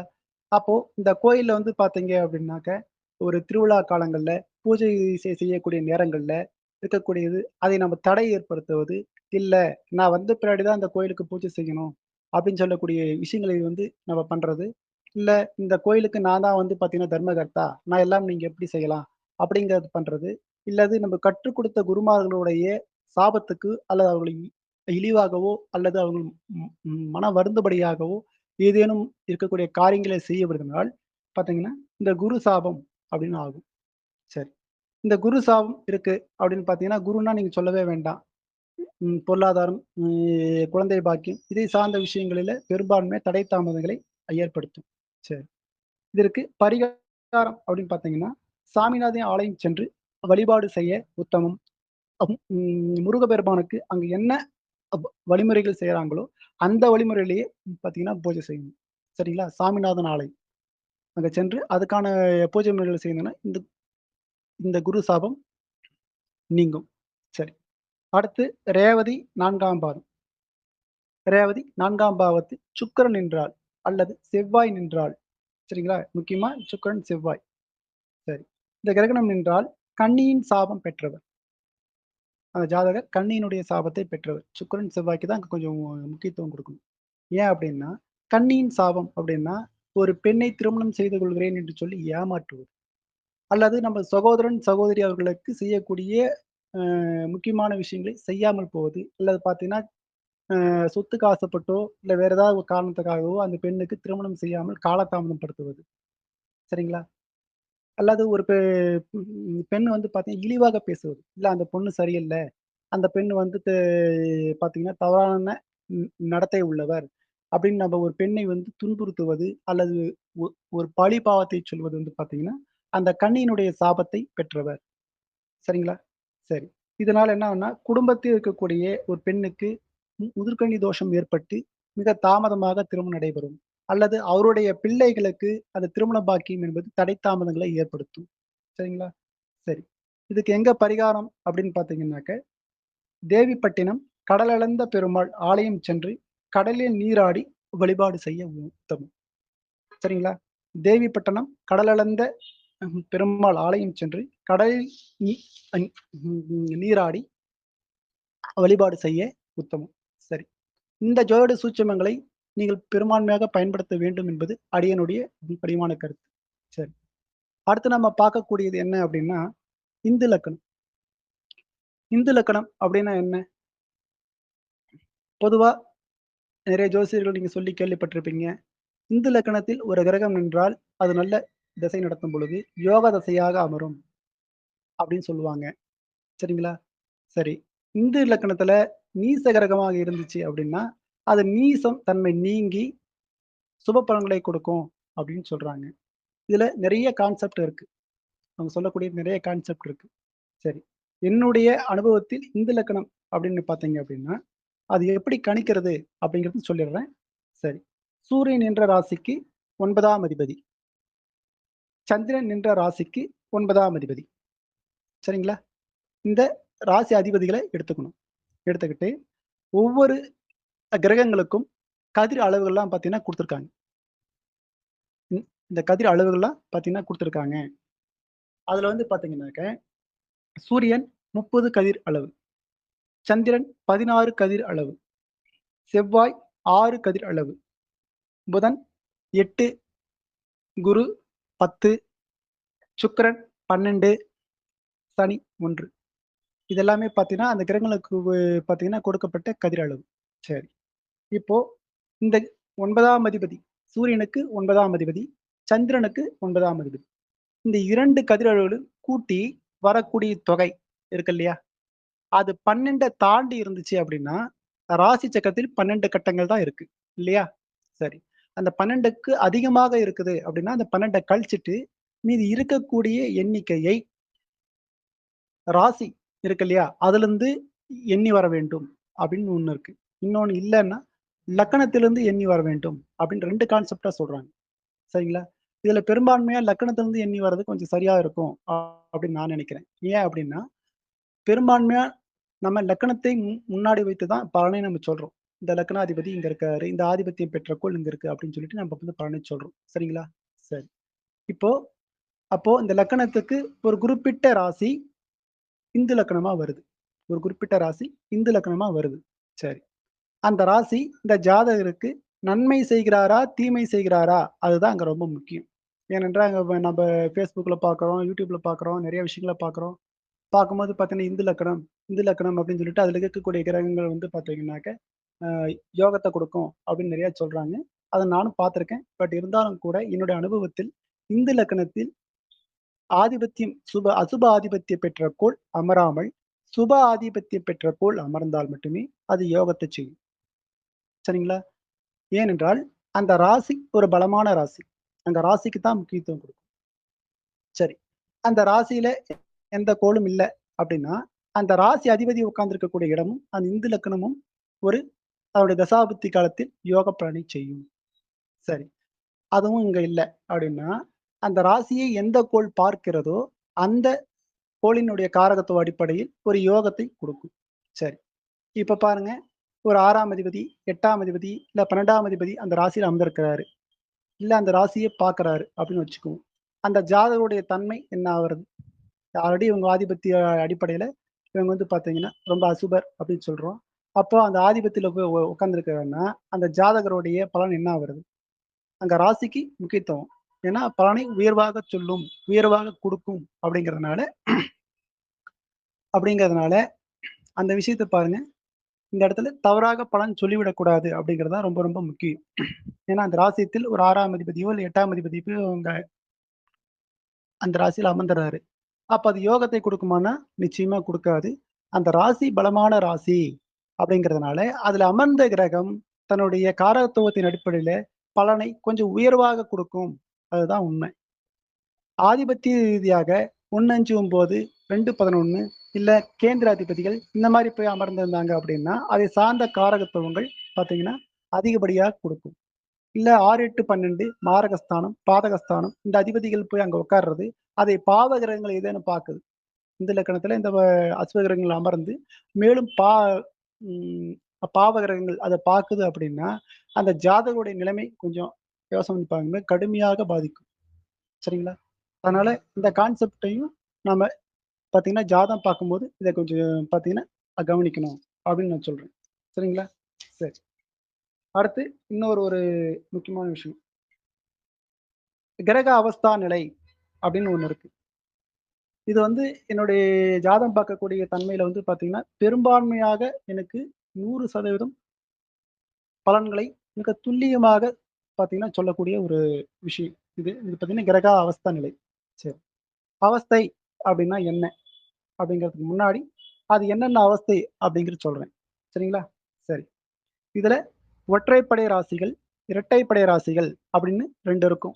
நம்ம படிக்கும்போது நம்ம பார்த்திருப்போம். இல்லையா? மேஷம், மிதுனம், சிம்மம், துலாம், தனுசு, கும்பம் போன்ற ராசிகள் ஒற்றைப்படை ராசிகளாகவும், ரிஷபம், கடகம், கன்னி, விருச்சிகம், மகரம், மீனம் போன்ற ராசிகள் இரட்டைப்படை ராசிகளாகவும் வரும். சரிங்களா? சரி. இதுல ஒவ்வொரு ராசிக்கும் 30 பாகை அளவு பார்த்தீங்கன்னா இருக்கும். அது வந்து பார்த்தீங்கன்னா கொடுக்கப்பட்டிருக்குது இல்லையா? சரி. இதுல 5 நிலைகளாக அத பிரிச்சு வச்சிருப்பாங்க. ஒவ்வொரு நிலைக்கும் 6 பாகை அளவு அளவு பார்த்தீங்கன்னா, அதுல குடுத்திருப்பாங்க. சரிங்களா? சரி. இப்போ மேஷம், மிதுனம், சிம்மம், துலாம், தனுசு, கும்பம் போன்ற ராசிகளில் இருக்கக்கூடிய கிரகங்கள் இருக்கு இல்லையா? அது 1 முதல் 6 பாகைக்குள் இருக்குமேயானால் 1 முதல் 6 பாகைக்குள் இருக்குமேயானால், அது பால்ய அவஸ்தை அப்படின்னு அந்த தன்மையில இருக்கு. சரிங்களா? சரி. அடுத்து 7 முதல் 12 பாகைக்குள் இருந்தால், அது கௌமார அவஸ்தை அப்படின்னு இருக்கு. சரிங்களா? அடுத்து 13லிருந்து 18 பாகைக்குள் ஒரு கிரகம் இருந்தால், அது யவன அவஸ்தை அந்த நிலையில இருக்கு அப்படின்னு சொல்லலாம். அடுத்து 18லிருந்து 24 பாகைக்குள் ஒரு கிரகம் இருந்தால், அது விருந்தா அவஸ்தை அப்படின்னு சொல்றாங்க. அடுத்து வந்து பார்த்தீங்கன்னா, 24 பாகை முதல் 30 பாகை வரை இருந்தால், அது மரண அவஸ்தை அப்படின்னு சொல்றாங்க. சரி, சரி. அடுத்து வந்து பார்த்தீங்கன்னாக்க, ரிஷபம் இர இரட்டைப்படை ராசிகளான ரிஷபம், கடகம், கன்னி, விருச்சிகம், மகரம், மீனம் இந்த ராசிகள்லாம் இரட்டைப்படை ராசிகள். 2, 4, 6, 8ஆ வரக்கூடிய ராசிகள். சரி. இதுல வந்து பார்த்தீங்கன்னா, அப்படியே மேல இருக்கக்கூடிய விஷயத்தை கீழிருந்து மேலாக மாற்றி அமைக்கப்பட்டு, அத பார்த்தீங்கன்னா குடுத்திருப்பாங்க. சரி. இதுல 1 முதல் 6 பாகை. முதல்ல 1 முதல் 6 பாகைக்குள் ஒரு கிரகம் நின்றால், அது மரண அவஸ்தை இருக்கு அப்படின்னு அர்த்தம். 7 முதல் 12 பாகைக்குள் இருந்தால், அது விருத்தா அவஸ்தை அப்படின்னு அர்த்தம். 13 முதல் 18 பாகைக்குள் இருந்தால், அது யவன அவஸ்தை அப்படின்னு அர்த்தம். 19 முதல் 24 பாகைக்குள்ள ஒரு கிரகம் இருந்தால், அது கௌமார அவஸ்தை அப்படின்னு அர்த்தம். 25 முதல் 30 பாகைக்குள் ஒரு கிரகம் இருந்தால், அது பால்ய அவஸ்தை அப்படின்னு அர்த்தம். சரிங்களா? சரி. இந்த அவஸ்தை அப்படின்னு சொல்லும் பொழுதும், இந்த பேர கேட்ட உடனே நமக்கு என்ன ஞாபகத்துக்கு வருது அப்படி பாருங்க. பால்ய அவஸ்தை, கௌமார அவஸ்தை, யவன அவஸ்தை, விருந்தா அவஸ்தை, மரண அவஸ்தை. சரிங்களா? இந்த வார்த்தைய நம்ம கேள்விப்பட்ட உடனே என்ன நமக்கு தோணுது அப்படின்னா, பால்யம் அப்படின்னா குழந்தை பருவம் அப்படின்னு அர்த்தம். அப்போ ஒரு கோள் முதல் மேசம், மிதுனம், சிம்மம், துலாம், தனுசு, கும்பம் ஆகிய ராசிகள் முதல் 6 பாகையில் இருக்குதுன்னா, அது பாருங்க பால்ய அவஸ்தையில இருக்குது அப்படின்னு அர்த்தம். சரி. பால்ய அவஸ்தையில ஒரு கோள் இருக்கு அப்படின்னா என்ன பண்ணும்? குறிப்பிட்டு பாருங்க. அந்த 1 வயதிலிருந்து 12 வயது வரை இருக்கக்கூடிய அந்த குழந்தையினுடைய காரகத்துவங்கள். அது ஆடும், விளையாடும். வீட்ல பார்த்தீங்கன்னா, சில சாமானங்கள்லாம் போட்டு உடைக்கும். இல்லனாக்க விளையாட்டுத்தனமா இருக்கும். இருக்குது இல்லையா? அந்த தன்மை அப்படியே அதில இருக்கக்கூடிய அ அந்த கோளுக்கு அப்படியே இருக்கும். சரிங்களா? அந்த கோளுக்கு அது அப்படியே இருக்கும். அப்போ இதை நாம் அறியாமல் ஒரு தசாபுத்தி பலன் நம்ம சொல்றோம். இப்போ உதாரணமாக சூரியன் வந்து மேசத்தில் உச்சம். அது ஒற்றைப்படை ராசி. 1 முதல் 6 பாகை வரையும் ஆல்ரெடி பார்த்தீங்கன்னா 1லிருந்து 10 பாகை வரை அது அதி உச்சம். நம்ம அப்படி சொல்றோம். அதுல 1லிருந்து 6 பாகைக்குள்ள அந்த சூரியன் உச்சத்துல தான் இருக்கார். ஆனா அங்க பால்ய அவஸ்தை அப்படிங்கிற தன்மையில அவர் இருக்கார். சரிங்களா? சரி. இந்த பால்ய அவஸ்தை இருக்கும் பொழுது, நாம சூரியன் உச்சமா இருக்காரு. அதனால டக்குனு சுபர். அதனால யோகத்தை குடுப்பாரு அப்படின்னு நம்ம சொன்னோம்னா, அந்த பலன் அப்படிங்கிறது பார்த்தீங்கன்னா, தவறாகிவிடும். ஏன்னா, அங்க பால்ய அவஸ்தையில இருக்கக்கூடிய அந்த கோள், தன்னுடைய பலனை விளையாட்டுத்தனமாகவே அங்க செயல்படுத்தும். ஒரு குழந்தைகிட்ட போய் ஒரு சாக்லேட் இருக்கும். அது குடுக்குற மாரி குடுத்து அது என்ன பண்ணும்? மறுபடியும் புடுங்கி பத்திரமா கையில வச்சுக்கும். அது குடுக்காது. அத நம்ம பிடுங்க நெனச்சாலும், அது பார்த்தீங்கன்னா குடுக்காம அழும். இல்லையா? அந்த தன்மையில இருக்கு. ஒரு கோள் அந்த தன்மையில் தன்னுடைய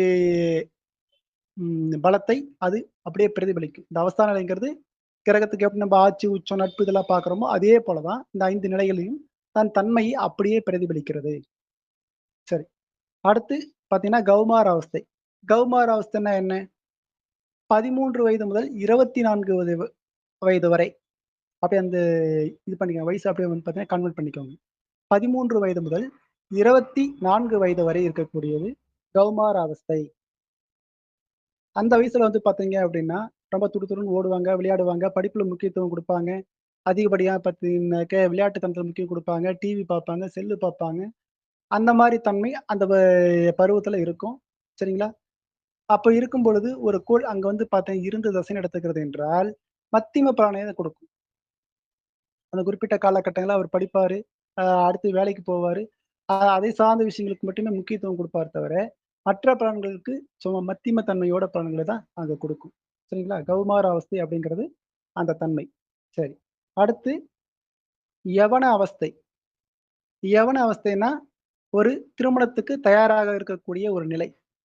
ஒரு குடும்பத்தை தன்னுடைய கட்டுப்பாட்டில் கொண்டு வந்து அதை முன்னேற்ற வேண்டும் என்கிற அந்த நிலை.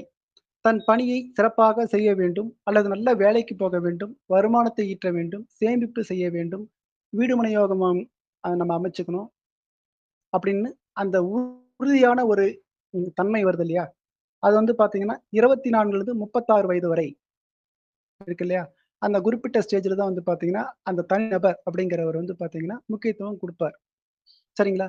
அப்போ அந்த இடத்தில் ஒரு கோள் இருந்து தசை நடத்துகிறது என்றால், அந்த பலன் முழுமையாக கொடுக்கும். அது லக்ன சுபராக இருந்தால், இன்னும் மேலும் நல்ல பலன்களை கொடுக்கும். லக்ன பாவியாக இருக்கும் பட்சத்தில், அந்த கிரக காரக அடி சரி. அடுத்து வந்து பார்த்தீங்கன்னா, விருத்தா அவஸ்தை. விருத்தா அவஸ்தை அப்படிங்கிறது 36லிருந்து 48 வயது வரையும். விருத்தா அவஸ்தை அப்படின்னா என்ன? இந்த 36லிருந்து 48 வயது இருக்கக்கூடிய அந்த நபர் என்னென்ன காரியங்கள்லாம் செய்வார்? இவ்வளோ நாள் நம்ம என்ன பண்றோம்? வேலை செஞ்சுட்டோம், உழைச்சுட்டோம். அந்த பணத்த சேமிச்சு வச்சு, முதலீடு செய்யக்கூடிய அமைப்புல இருப்பார். விருத்தாமத்தை பார்த்தீங்கன்னாக்க, முதலீடு செய்து கொஞ்சம் உழைப்பை குறைத்துக் கொண்டு, தன் வருமானம் ஈட்ட வேண்டும் அப்படிங்கிற தன்மையில இருப்பார். சரிங்களா? அந்த அவஸ்தையில இருக்கக்கூடிய கோள் தன் தன்னுடைய நிலைப்பாட்டை மாற்றிக்கொண்டு, சரிங்களா?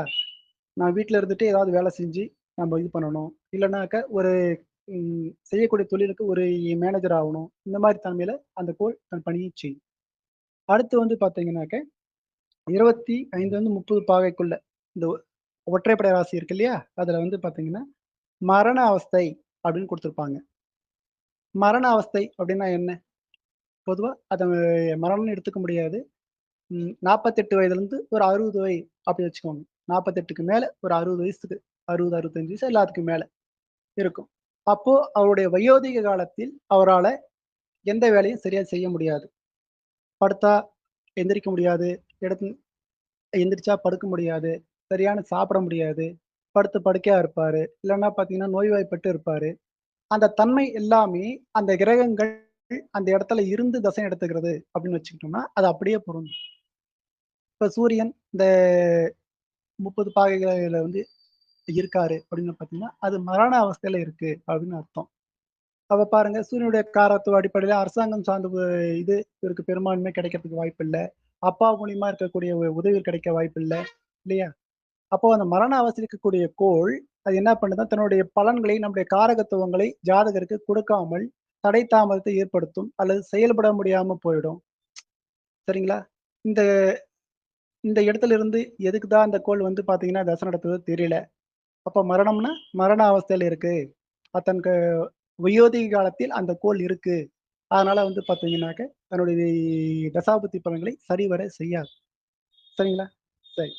அடுத்து ரிஷபம், கடகம், கன்னி, விருச்சிகம், மகரம், மீனம். இது வந்து பார்த்தீங்கன்னா, இரட்டைப்படை ராசிகள் இல்லையா? சரி. இதுல 1 முதல் 6 பாகைக்குள் இருக்கக்கூடிய கிரகம் மரண அவஸ்தையில இருக்கு அப்படின்னு அர்த்தம். ஸ்டார்ட்டிங்லயே 1லேருந்து 6 பாகை இருக்கக்கூடிய இதுக்கு கோள் மரண அவஸ்தையில இருக்கு அப்படின்னு அர்த்தம். சரி. இதுக்கு ஒரு உதாரணம் பார்ப்போம். ரிஷபம். ரிஷபத்துல சந்திர பகவான் நல்லா உச்சத்துல இருக்காரு. உச்ச வீடு அப்படின்னு நம்ம எல்லாருக்குமே தெரியும். ஆனா, இந்த 1லிருந்து 6 பாகைக்குள் அந்த சந்திர பகவான் இருக்கும் பொழுது, மரண அவஸ்தையில இருக்காரு அப்படின்னு அர்த்தம். சரி. அப்ப சந்திரனுடைய காரத்துவங்கள்லாம் பாருங்க, தாயார், நீர் சம்மந்தப்பட்ட விஷயம், மனோதிடம் ரொம்ப குறைவா இருக்கும். தன்னம்பிக்கை ரொம்ப குறைவு இல்லையா? மனநிலை எப்பொழுதும் ஒரு நிலைப்பாட்டோட இருக்காது. அங்கங்க அலைஞ்சுகிட்டே இருக்கும். என்ன பண்றது, ஏது பண்ண தெரியாம புலம்பிட்டே இருப்பாங்க. சரிங்களா?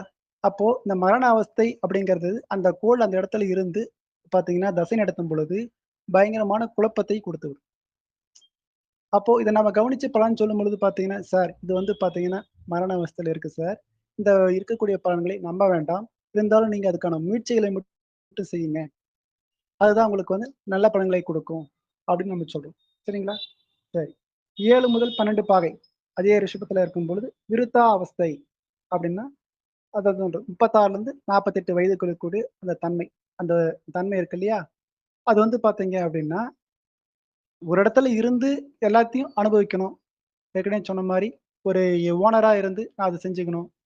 லேபரா இருக்கக்கூடாது. ஏன்னா, இந்த வயசுக்கு மேல அவரால வந்து ஓடி ஆடி உழைக்கிறது, செய்யறது கொஞ்சம் வந்து கஷ்டம். மேலோட்டமான வேலைகள பார்த்துக்கிட்டு, அது மூலியமா பொருள் ஈட்டிக்கலாமா? அப்படிங்கிற தன்மையில இருக்கு. அந்த கோள் அதை சார்ந்த காரகத்துவங்களை பிரதிபலிக்கும். இவரு அடுத்தவர வேலை வாங்குற இடத்துல இவரு வேலை செய்ய மாட்டாரு. சரிங்களா? அதேபோல அந்த இடத்துல இருக்கக்கூடிய கோளும் அதை சார்ந்த விஷயங்கள அப்படியே பிரதிபலிக்கும். சரிங்களா? சரி. இதுல 13 முதல் 18 பாகைகளுக்கு கூடது யவன அவஸ்தை. அதாவது சென்டர் பாயிண்ட். இந்த சென்டர் பாயிண்ட்ல இருந்து தசை நடத்தக்கூடிய கோள்கள் இருக்கு இல்லையா? அது பரிபூரணமான பலன்களை 100% செய்யும். ஏனென்றால், அந்த ராசி சென்டர் பாயிண்ட்ல இருக்கக்கூடிய கோள், அந்த ராசி முழுவதுமாக தன்னுடைய கட்டுப்பாட்டுக்குள் வைத்துக் கொள்கிறது. அதனால், அந்த இடத்தில் இருக்கக்கூடிய கோளானது தன்னுடைய பலன்களை பரிபூரணமாக செய்கிறது. ஏனென்றால், ஒரு மனிதனுடைய அந்த 24லிருந்து 36 வயதுக்குள்ள அவர் ஓடி ஆடி எல்லா வேலையும் செய்வாரு.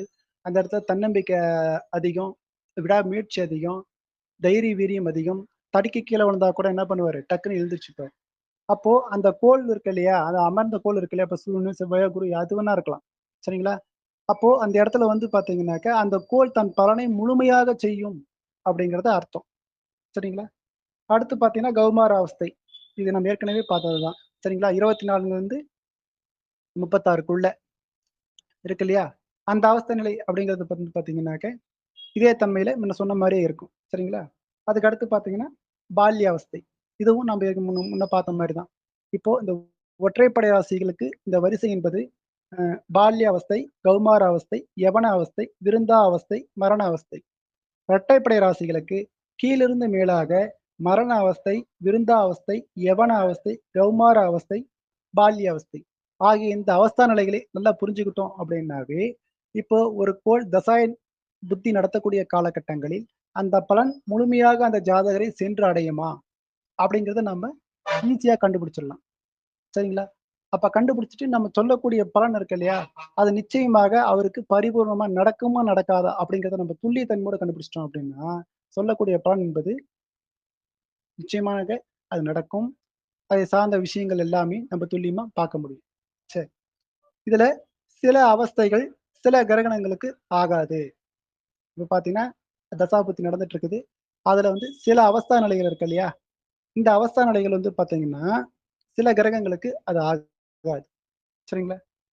சனி, ராகு, கேது இதற்கு விருந்தா அவஸ்தை கூடாது. சனி, ராகு, கேது இந்த கிரகங்களுக்கு விருந்தா அவஸ்தை என்பது கூடாது. ஏன்? அந்த கோள் வந்து பார்த்தீங்கன்னா, ஒரு 36லிருந்து 48 வயதுடைய அந்த கோளாக இருக்கும். அந்த கோள் அந்த தன்மையிலிருந்து தசை நடத்தும் பொழுது, விருந்தா அவஸ்தைன்னா, ஒரு சலிப்புத்தன்மை, ஒரு சகிப்புத்தன்மை ஏற்படும். அந்த இடத்துல வந்து பார்த்தீங்கன்னா, தன்னம்பிக்கை கொஞ்சம் குறைவாக இருக்கிறதுக்கான வாய்ப்புகள் உண்டு. இதனால் மது, புகைப்பழக்கம் ஏற்பட்டு திசை மாறி போறதுக்கான வாய்ப்புகள் அதிகமா உண்டு. ஏன்னா, இது வந்து சனி, ராகு, கேது வந்து இயற்கை பாவக்கோள். மதுவை விரும்பக்கூடியது. சனி வந்து பார்த்தீங்கன்னாக்கா, தவறான பெண் சேர்க்கை, இது போன்ற விஷயங்கள் இருக்கிறதுனால, அந்த அவஸ்தை நிலை அதுக்கு ஆகாது. சரிங்களா? அடுத்து சுக்கிரனுக்கு கௌமார அவஸ்தையும், மரண அவஸ்தையும் கூடாது. சுக்கிரனுக்கு வந்து கௌமார அவஸ்தையும், மரண அவஸ்தையும் கூடாது. கௌமார அவஸ்தைன்னா என்ன? 12லிருந்து 24 வயதுக்குள்ள இருக்கக்கூடியது கௌமார அவஸ்தை. இல்லையா? சரி. இந்த 12லேருந்து 24 வயதுக்குள்ள அவருக்கு என்ன பண்ணுதுன்னாக்க, படிப்பு முக்கியம், வேலை முக்கியம், அடுத்து காலேஜ் இது சார்ந்த விஷயங்கள் எல்லாம் வருது இல்லையா? அப்போ இந்த கௌமார அவஸ்தையில இருந்துச்சு அப்படின்னா, அதை சார்ந்த முக்கியங்களுக்கு இவர் முக்கியத்துவம் வந்து குடுக்க மாட்டாரு. புதுசா செல்லு வாங்குவாரு, இல்ல பெண்கள வந்து சைட் அடிப்பாரு, இல்ல வண்டி வாங்கி ம் பார்த்தீங்கன்னா, நடு ரோட்ல பயங்கர ஸ்பீடா ஓட்டுவாரு. மத்தவங்கள பந்தா காமிச்சுப்பாரு. இது மூலியமாக அவருக்கு பிற்காலங்கள் நடக்கக்கூடிய அந்த வாழ்வாதாரம், அதோடைய தன்மை அவர் மறந்து போய் என்ன பண்றாருன்னாக்க, தன்னுடைய பாதையை அத் பார்த்தீங்கன்னா, திசை மாற்றி போயிருது.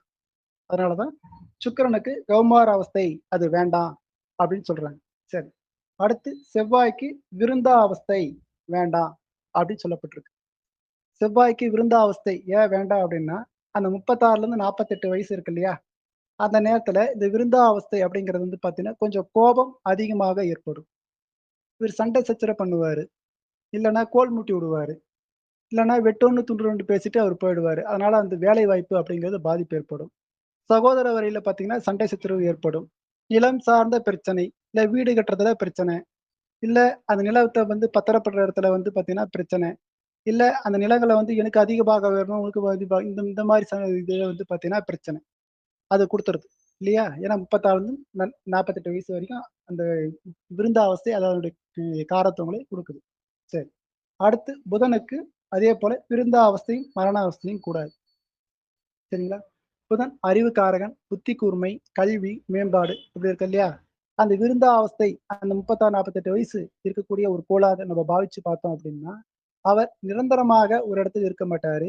சரியான பார்த்தீங்கன்னா, தேர்வு ஒரு படிப்பாகட்டும், ஒரு இதா இருக்கட்டும், முடிவு செய்யறதுக்கான வாய்ப்புகள் இல்ல. அதனால என்ன பண்றாருன்னா, தடமாறி போயிடுவார். அந்த புத்தி கூர்மை என்ன பண்ணுதுன்னாக்க, அந்த நிலையான தன்மைய குடுக்காமல், இது செஞ்சா சரியா இருக்குமா? அது செஞ்சா சரியா இருக்குமா? அப்படின்னு சொல்லிட்டு அந்த தன்மைங்கிறது அப்படியே மாறி போயிடுது. சரிங்களா? அடுத்து சூரியனுக்கும், குருவுக்கும் இந்த விருந்தாவஸ்தை, மரண அவஸ்தை கூடாது. சரிங்களா? சரி. சூரியனுக்கும், குருவுக்கும் மரண அவஸ்தை கூடாது. விருந்தாவஸ்தையும் கூடாது. சரி. குருவிற்கு அந்த மரண அவஸ்தை அப்படின்னு பார்த்தீங்கன்னா, இருக்கக்கூடாது அப்படின்னு சொல்றாங்கன்னா, பிள்ளைகள்னால வந்து ம் நல்ல பேர் கிடைக்காது. கோவில், திருப்பணி, ஆலயப்பணி இது சார்ந்த விஷயங்கள் அவர் முன்ன நின்னு செஞ்சாலும் அவருக்கு வந்து பார்த்தீங்கன்னா, நல்ல பேர் வராது. இல்ல ஒரு பேங்க்காளர், கணக்காளர், எழுத்தாளர் அல்லது பார்த்தீங்கன்னா, நகைக்கடை ஆரம்பிக்கிறது. இந்த மாரி ஏதாவது கேள்வி வந்துச்சுன்னா, இந்த மரண அவஸ்தையில இருக்குது அப்படின்னாக்க, அந்த பலன்கள் வந்து ஜாதகருக்கு முழுமையாக கிடைக்காது. அல்லது அதில் தடைத்தாமதம் ஏற்பட்டு பெரிய நஷ்டத்தை அது குடுக்கும். சரிங்களா? அதேபோல சூரியன், தந்தை வழி சொத்துக்கள், தந்தை இருக்கக்கூடிய பூர்வீக தொழில் அல்லது அரசு சார்ந்த விஷயம், முன்கோபியான இருக்கக்கூடிய விஷயத்துக்கு எல்லாமே வந்து பார்த்தீங்கன்னா, சூரியனுடைய காரகத்துவம் அடிப்படையில வந்து பார்த்தீங்கன்னா, இந்த மரண அவஸ்தை இருக்குல்ல, அது சரியா வராது. சரிங்களா? சரி. அடுத்து சந்திரனுக்கு பால்ய அவஸ்தை இருக்கு இல்லையா? இந்த சந்திரனுக்கு பால்ய அவஸ்தை கூடாது. ஏன்னா, சந்திரன் எண்ண ஓட்டம், மன ஓட்டத்தை குறிக்கக்கூடிய ஒரு கோள் இல்லையா? அப்போ எண்ண ஓட்டம், மன ஓட்டம் இருக்கக்கூடிய இடத்துல இந்த பால்ய அவஸ்தை குழந்தைத்தனமாக இருக்கக்கூடிய இந்த ஒரு கோள் அந்த இடத்துல இருந்து தசை எடுத்தது அப்படின்னாக்க, அந்த மனம் என்பது குழந்தைத்தனமாக இருக்கும். ஒரு இடத்தில் நிலையாக இருக்காது. அங்கங்க அலைஞ்சிட்டு இருக்கும். அதனால வந்து இவர் தீர்க்கமான ஒரு முடிவு அப்படிங்கிறது எடுக்க மாட்டார்.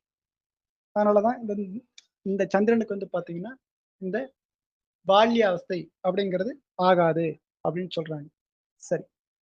இது இந்த கான்செப்ட் இது முடிஞ்சுச்சு. அடுத்து வந்து பார்த்தீங்கன்னாக்க, இன்னொரு கான்செப்ட் என்னன்னா 3, 6, 8, 12 இத பத்தி ஒரு சின்ன குறிப்பு. இந்த 3ஆம் இடம் தைரிய வீரிய ஸ்தானம். அது ஒரு பாதி மறைவு ஸ்தானம் அப்படின்னு சொல்றோம். 6ஆம் இடம்ங்கிறது நோய், எதிரி, கடன், பொருள் இழப்பு, விபத்து கண்டங்கள் கொடுக்கக்கூடியது. 4 கால் ஜீவன்களுக்கு சில பாதிப்பு கொடுக்கக்கூடிய அமைப்பாவும் இருக்கும். 8ஆம் இடம் வம்பு, வழக்கு, கோர்ட்டு, கேஸு இல்லன்னா பார்த்தீங்கன்னா, தலைமறைவு ஆகுறது, ஊர விட்டு எங்கனா வெளிய போறது, சிறை தண்டனை அனுபவிக்கக்கூடிய ஒரு விஷயம். 12ஆம் இடம் வந்து பார்த்தீங்கன்னாக்கா, அயனபோக சுகம் பார்த்தீங்கன்னா, அது விரைய செல்லுதல், இல்லனாக்கா வெளிநாடு போகக்கூடிய யோகம். இது சார்ந்த விஷயங்களா இருக்கும். சரி. இத ஏன் மறைவு ஸ்தானம்னு சொன்னாங்க? நம்ம இப்ப பொதுவா பார்த்தீங்கன்னா, ஜாதகம் பார்க்கும்போது, குரு 6ஆம் இடத்துல, 8ஆம் இடத்துல மறைஞ்சுட்டாரு. இல்ல சூரியன் 6ஆம் இடத்துல, 8ஆம் இடத்துல மறைஞ்சுட்டாரு. அதனால அந்த பலன்கள் வந்து பார்த்தீங்கன்னா, ம் நடக்காது. இல்ல எதுனா தடை தாமதம் ஏற்படும். அப்படிதான் நம்ம பெரும்பான்மையா பலன் சொல்லுவோம். ஆனா, அங்க ஜோதிட சூட்சமம் என்ன சொல்லுது அப்படின்னா, இந்த இடத்தில் இருக்கக்கூடிய அந்த ஸ்தானங்கள் வந்து மறைவு ஸ்தானங்கள் ஏன் சொல்லப்படுதுன்னா, ஒருவருடைய நோய் என்ன? இப்ப வந்து பார்த்தீங்கன்னா, 3ஆம் இடத்த எடுத்துக்கிட்டோம்னா தைரியம். ஒருவருடைய தைரியம் என்ன அப்படின்றத நம்மளால கண்டுபிடிக்க முடியாது. தன்னம்பிக்கை என்ன அப்படிங்கிறது கண்டுபிடிக்க முடியாது. விடாமுயற்சியம் என்ன அப்படிங்கிறது கண்டுபிடிக்க முடியாது. நம்ம ஒரு நபர பார்க்குறோம், ஜாதகர பார்க்குறோம். ஜாதகத்துல இருக்கக்கூடிய கோள்கள் அந்த 3ஆம் அதிபதி இருக்கக்கூடிய பலம், பலவீனம் இதெல்லாம் வச்சுக்கிட்டு நம்ம பலன் சொல்றோம். சரிங்களா? அதோடைய ரகசியம், மனிதனுடைய தனிப்பட்ட ரகசியம் இருக்கு இல்லையா? அதுதான். அதனால தான் வந்து அது மறைவு ஸ்தானங்கள் அப்படின்னு சொல்றாங்க. அதே போல 6ஆம் பாவம் பாருங்க. அவருடைய நோய் இருக்கு இல்லையா? அது வந்து வெளிய சொல்ல மாட்டாங்க. எனக்கு வந்து பைல்ஸ் இருக்குப்பா, எனக்கு சுகர் இருக்கு, எனக்கு ஹார்ட் பேஷண்ட்டு, எனக்கு வந்து புற்றுநோய் இருக்கு, இல்ல எனக்கு HIV இருக்கு. இதெல்லாம் வந்து வெளியில யார்கிட்டயும் சொல்ல மாட்டாங்க. அத ரகசியமா வச்சுப்பாங்க. இல்லையா? சரி. அதே போல எதிரி. இவன் தான் என்னுடைய எதிரி அப்படின்னு இவங்க யாரும் யாருக்கிட்டயும் சொல்ல மாட்டார்கள். அதே போல விபத்து. எங்கனா வண்டியில போயிட்டுருப்பாரு. தவறி எங்கேனா கீழ விழுந்துருவாரு. அத பார்த்தீங்கன்னா, நாய் குறுக்க வந்துச்சு. அதனால தான் நான் விழுந்தேன். அப்படின்னு தான் சொல்லுவாரு. பெரும்பான்மையா பாருங்க, எங்க போய் வண்டியில கீழ விழுந்தாலுமே, நாய் குறுக்க வந்துச்சுன்னு சொல்லுவாங்க. ஆனா உண்மையா அந்த மாரி இருந்திருக்க வாய்ப்பு ரொம்ப குறைவு. ஆனா இவரு வேற ஏதோ ஒரு காரணத்தால பார்த்தீங்கன்னா, ஃபோன் பேசிட்டே வண்டி ஓட்டியிருப்பாரு. இல்ல ஒரு கல்லு மேல இருந்து கீழ விழுந்திருப்பாரு. இல்லை எதிர்ல எதனா வண்டி வந்திருக்கும். இத நம்ம வீட்ல சொன்னோம்னா சங்கடப்படுவாங்க. இல்ல திட்டுவாங்க. இதெல்லாம் என்ன பண்ணுவாருன்னா, நாய் குறுக்க வந்துருச்சு. அதனால கீழ விழுந்துட்டேன். அந்த விபத்து அப்படிங்கிறது ரகசியம். ஒரு ஜாதகத்துக்கு விபத்து ஏற்படுத்துகிறது, அது எப்படி ஏற்படுகிறது என்பது ரகசியம். சரிங்களா? அதுக்கு மேல கடன். சரிங்களா? இந்த கடன் இருக்குது இல்லையா? மனைவியோ எவ்வளோ கடன் பட்டாலும் பார்த்தீங்கன்னா, ஹஸ்பண்ட் கிட்ட சொல்ல மாட்டாங்க. கணவர் எவ்வளோ கடன் பட்டாலும் மனைவி கிட்ட சொல்ல மாட்டாங்க. சரியா? ஒரு மனிதனுடைய கடன் இவ்வளோ தான் இருக்கும். ரூ. 1,00,000 தான் இந்த கடன் இருக்குது. இல்ல ரூ. 2,00,000 தான் கடன் இருக்குது. எனக்கு அவ்வளோதான் கடன் இருக்குன்னு யாருமே சொல்ல மாட்டாங்க. அது வந்து ரகசியமா தான் வச்சுப்பாங்க. சரிங்களா? அதே போல பாருங்க 8ஆம் இடம் ஆயுள் ஸ்தானம் நம்ம சொல்றோம். ஒரு மனிதனுடைய ஆயுள் பலம் இவ்வளோதான். இவரு 50 வயசு தான் வாழ்வாரு. இல்ல இவரு வந்து 100 வயசு வாழ்வாரு. அப்படின்னு நம்மளால சொல்ல முடியுமான்னா, முடியாது. அதே போல பார்த்தீங்கன்னாக்க, இவரு வந்து இந்த குறிப்பிட்ட காலகட்டத்தில ஊர விட்டு போயிருவாரு. ஆனா என்ன காரணத்துக்காக போயிருக்காரு அப்படின்னு வந்து சொல்ல முடியாது. சரிங்களா? இல்ல இவரு வந்து பார்த்தீங்கன்னா, சிறை தண்டனை அனுபவிப்பாரு. எதனால இந்த தப்பு பண்ணிட்டு உள்ள போனாரு அப்படிங்கிறது சொல்ல முடியாது. அதெல்லாம் ரகசியமாவே வச்சிருக்காங்க. அந்த கிரகங்கள் வந்து பார்த்தீங்கன்னா, எந்த தன்மை பெறுது, அதன் அடிப்படையில தான் வந்து பார்த்தீங்கன்னா, அந்த ரகசியம் கொஞ்சம் வெளிப்படும். நான் வந்து ஒரு பிரசன்னம் பார்க்கும்போது நான் சொன்னேன். இந்த ஜாமக்கோல் பிரசன்னம் பார்க்கும்போது சொன்னேன். ஒரு நபர், ஒரு அப்பா வந்து பார்த்தீங்கன்னா, வீட்ட விட்டு கிளம்பி போயிட்டாரு. வீட்ட விட்டு கிளம்பி போயிட்டாரு. போய் ஒரு 3 நாள் கழிச்சு என்கிட்ட அது பிரசன்னம் பார்க்க வந்தாங்க. பிரசன்னம் பார்க்க வந்து பார்த்தீங்கன்னா, உதயத்துக்கு 6ஆம் இடத்துல சூரியன் இருக்கு. உதயத்துல 6ஆம் இடத்துல சூரியன் இருக்கு. சரி. அது வந்து பார்த்தீங்கன்னாக்க, குபேரமலைன்னு சொல்லக்கூடிய கன்னிமொழிய வந்து பார்த்தீங்கன்னா, குறிகாட்டுது. சரி. அந்த இடத்துல சனியும் இருக்கு, பிளஸ் சந்திரனும் இருக்கு. இந்த பாவத்துல. சரி. அடுத்து வந்து பார்த்தீங்கன்னாக்க, செவ்வாய் அந்த இடத்துல இருக்கு. செவ்வாய் வந்து பார்வை எல்லாம் இருக்கு. இத நான் கொஞ்ச நேரம் யோசனை பண்ணி பார்த்துட்டு, நான் என்ன சொன்னேன்னா, "ஐயா, இந்த நீங்க பிரசன்னம் பார்த்துட்டு வந்திருக்கக்கூடிய நபர், அவர் திரும்ப வரமாட்டாரு. அவர் எனக்கு தெரிஞ்சு என்னுடைய கணிப்புப்படி அவர் இறந்து போய் 2 நாட்கள் ஆகுது. அவர் இறந்து போய் 2 நாள் ஆகுது." அப்படின்னு நான் சொன்னேன். எப்படி உங்களுக்கு தகவல் கிடைப்பதற்கு குறைஞ்சபட்சம் 20 நாள், 25 நாளாவது ஆகும். அதுக்கான காரணம் அப்ப பார்த்தது, அது சொன்னேன். அப்போ அந்த 6ஆம் பாவகத்தை செவ்வாய் என்ன பண்ணுதுன்னா, முன்கோபியாக இருந்து ஒரு விபத்து கண்டங்களை குடுக்குது. இவர் என்ன பண்ணியிருக்காருன்னா, செவ்வாய் கூட காரத்த இப்படி விபத்து கண்டங்கள் இருந்தாலும் 6ஆம் பாவம் நோய், எதிரி, கடன் சம்மந்தப்பட்ட விஷயமாக இருந்தாலும் கூட, அவர் என்ன பண்ணிட்டாரு அப்படின்னா, ஒகேனக்கல் காட்டுல போயிட்டு என்ன பண்ணிட்டாருன்னா, அவர் வந்து பார்த்தீங்கன்னா, தூக்கு மாட்டிக்கிட்டாரு. நான் சொன்னது போலவே கரெக்ட்டாக 25, 30 நாள் கழித்து அந்த ஊர்ல வந்து பார்த்தீங்கன்னா, இந்த ஆடு, மாடு மேய்க்கிறவங்கலாம் அந்த வழியா போகும்பொழுது, ஏதோ பயங்கரமான துர்நாற்றம் அடிக்குது அப்படின்னு சொல்லிப்புட்டு அங்க போய் பார்த்துருக்காங்க. அவர் தூக்கு மாட்டிட்டு தலை தனியா துண்டித்து கீழ விழுந்து அழுகி வெறும் எலும்புக்கூடு மட்டும் தான் மிச்சம் ஆச்சு. இந்த 30 நாள்ல. அதுக்கப்புறம் வந்து பார்த்தீங்கன்னா, அந்த பாடிலாம் எடுத்துன்னு வந்து அவங்களுடைய செய்யக்கூடிய கர்ம காரியங்கள செஞ்சுட்டு, அதுக்கப்புறமா மறுபடியும் என்கிட்ட வந்தாங்க. நாங்க முதல்லயே வந்திருந்தா, பாடியாவது நாங்க எடுத்துன்னு வந்து, நாங்க அப்பா அப்பா முகத்த நாங்க வந்து பார்த்தீங்கன்னா, கண்ணுல பார்த்துருப்போம். இல்லையா? அப்டின்னா ரொம்பவே வந்து பார்த்தீங்கன்னா, வருத்தப்பட்டாங்க. சரிங்களா? அப்போ ஒரு 6ஆம் பாவகத்துக்கு உதயாதிபதி 6ஆம் இடத்துலயோ, இல்ல 6ஆம் இடத்துல இருக்கக்கூடிய அ ம் தன்மை அப்படிங்கிறது வந்து பார்த்தீங்கன்னா, விபத்து கண்டங்கள், இந்த ஆயுள் ஸ்தானம் இதெல்லாம் வந்து ரகசியமாக பாதுகாக்கப்படுகிறதுனால், ஒரு ஜாதகத்தினுடைய ரகசியங்கள் அது வந்து வெ வெளிப்படுத்துறதுக்கு கொஞ்சம் கடினம் தான். ஆனா வந்து பார்த்தீங்கன்னா, அதுதான் அதனால தான் வந்து ரகசியம் அப்படின்னு சொல்லியிருக்காங்க. அததான் மறைவு ஸ்தானம், மறைத்து வைக்கப்பட்ட ரகசியங்கள். அதுதான் மறைவு ஸ்தானம் அப்படின்னு சொல்றாங்க. சரி. அடுத்து 12ஆம் இடம். 12ஆம் இடம் தான் அயனபோக சுகம், விரயம் இதெல்லாம் சொல்றாங்க இல்லையா? யாருமே பாருங்க நான் இதுக்கு செலவு பண்ணேன். நைட் நல்லா தூங்குனேன் அப்படின்னு சொல்றது ரொம்ப ரொம்ப குறைவு. ஏன்னா மறைத்து வைக்கப்பட்ட சுகம். அயனபோக சுகம், தாம்பத்திய சுகம் இதெல்லாம் இருக்குல்ல. அதெல்லாம் வந்து ரகசியமாவே வந்து பார்த்தீங்கன்னா சொல்ல மாட்டாங்க. 12ஆம் இடத்துல சுக்கிரன் இருந்தாக்க மறைவு ஸ்தானம் இல்லை அப்படின்னு சொல்றது பொதுவா வழக்கம். 12ஆம் இடத்துல ராகு இருந்துச்சுன்னா மறைவு ஸ்தானம் இருக்குது. ஆனா அது தோஷத்தை குடுக்குது அப்படிங்கிறது உண்மையான விஷயம். ஆனா இங்க என்ன கான்செப்ட்ன்னா 12ஆம் இடத்துக்கு கூடிய ராகு அந்நிய பெண்ணுடன் தொடர்பு கொண்டிருக்கும். சுக்கிரன் மனைவியோட தொடர்பு கொண்டிருக்கும். சரிங்களா? இங்க சூட்சுமம் அதுதான். சரிங்களா? அப்போ 12ஆம் இடத்திற்கு இருக்கக்கூடிய அயனபோக சுகம் தெரிவிக்க என்ன கிரகங்கள் இருக்குதோ, அதனுடைய காரகத்துவ அடிப்படையிலேயே வந்து பார்த்தீங்கன்னா, அந்த ஜாதகர் தன்னுடைய அந்த அந்த ஆதிபத்தியத்தின் அடிப்படையிலே தன் பலனை கொடுக்கும். இதனால தான் பார்த்தீங்கன்னா, ஜோதிடத்தில இந்த 3, 6, 8, 12 ஆகிய ஸ்தானங்களை மறைவு ஸ்தானங்கள் என்று சொல்லப்படுகிறது. அது மறைவு ஸ்தானங்கள் அல்ல. அதற்கு மாற்றாக ஒரு ஜாதகருடைய, ஒரு தனி நபருடைய அன்றாட வாழ்வில் இருக்கக்கூடியதோ, காலச்சூழ்நிலை இருக்கக்கூடிய சில சம்பவங்களை அதை மறைத்து வைத்திருக்கிறது. அதனால தான் அந்த இடத்தில் இருந்து கோள் என்ன தசை நடத்துகிறது அப்படிங்கிறது ரொம்ப முக்கியமான ஒரு விஷயம். இப்போ 6ஆம் பாவத்தில சந்திரன் இருக்கார் அப்படின்னு வச்சுக்குவோம். அப்போ தாய்க்கு கண்டம், ஒரு விபத்து கண்டம் ஏற்படுது அப்படின்னு நம்ம சொல்றோம். ம். அப்ப நம்ம இந்த பலனை மாத்தி சொல்ட்டோம்னு வச்சுக்கோங்க. அ 6ஆம் இடத்துல சந்திரன் இருக்கு சார். தாய் மூலியமா எந்த ஒண்ணுமே லாபமும் உங்களுக்கு கிடைக்காது அப்படின்னு நம்ம சொல்லுவோம். ஆனா அங்க சூட்சுமம் என்ன அப்படின்னா, தாய்க்கு ஏதேனும் ஒரு விபத்து ஏற்படுகிறது. அது குறிப்பிட்ட காலகட்டத்துக்குள் அவங்கள வந்து வண்டி வாகனத்துல கூட்டு போவாதீங்க. வீட்ல இந்த கத்தி, கடப்பாரை, சணிக்கி, இந்த அருவாமனை இதெல்லாம் தூக்கி கொஞ்சம் வந்து பார்த்தீங்கன்னா, தூரம் வச்சுக்கோங்க. வீட்ல தண்ணி தொட்டி சம்மந்தப்பட்ட விஷயங்கள கொஞ்சம் அ அவாய்ட் பண்ணுங்க. மின்சார சாதனங்கள் எதுனா இருக்குதா? அதுகிட்ட கொஞ்சம் போகாம இந்த கிரைண்டர், மிக்ஸி இதெல்லாம் கொஞ்சம் இது பண்ணிக்கோங்க. மாடுகள் எதுனா இருக்கா? அதெல்லாம் கொஞ்சம் பார்த்தீங்கன்னா, தூரம் நின்னு பார்த்துக்கோங்க அப்படின்னு தான் சொல்லணும். ஏன் அப்படின்னா, அந்த விபத்து கண்டங்களே அது குடுக்குது இல்லையா? அப்ப இப்படிதான் பலன் சொல்லணும். 6ஆம் பாவத்துல சந்திரன் இருக்குது. இப்படி பலன் சொல்லணும். சூரியன் இருந்தாக்க, அது அப்படியே பார்த்தீங்கன்னா தந்தைக்கு.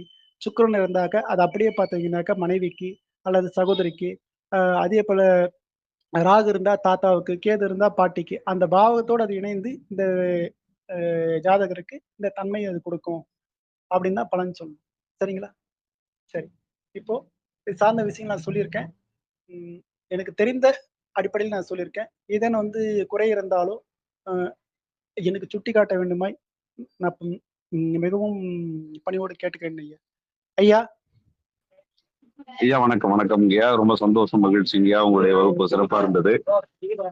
பொதுவா பாவக சக்கரம் தொடர்பா, அடுத்தது முடக்கு ராசி தொடர்பா, இந்து லக்னம் தொடர்பா, அடுத்தது மறைவு ஸ்தானங்கள் தொடர்பாக ரொம்ப பெரிய அளவுக்கு நுட்பமான கருத்துக்களை தெரிவிச்சீங்க. அதே போல அந்த கிரக அவஸ்தை தொடர்பாக எல்லாம் சொன்னீங்க.